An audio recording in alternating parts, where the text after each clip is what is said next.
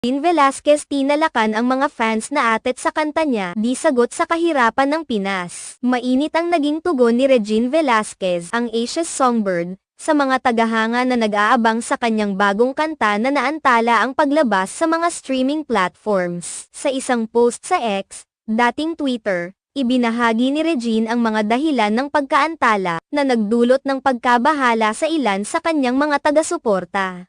Ayon kay Regine, madalas na may mga hindi inaasahang pagkaantala sa mga proyekto, lalo na sa paggawa ng music video. Sinabi niya na ang proseso ay hindi basta-basta, dahil ang bawat video ay dumadaan sa maraming hakbang. Kailangan munang mag-shoot at pagkatapos ay dumaan ito sa editing. Bukod dito, dapat din isaalang-alang ang schedule ng mga bisita o guest artists na maaaring makasama sa proyekto. Pabiro niyang sinabi na hindi naman ikakaunlad ng bansa ang paglabas ng kanyang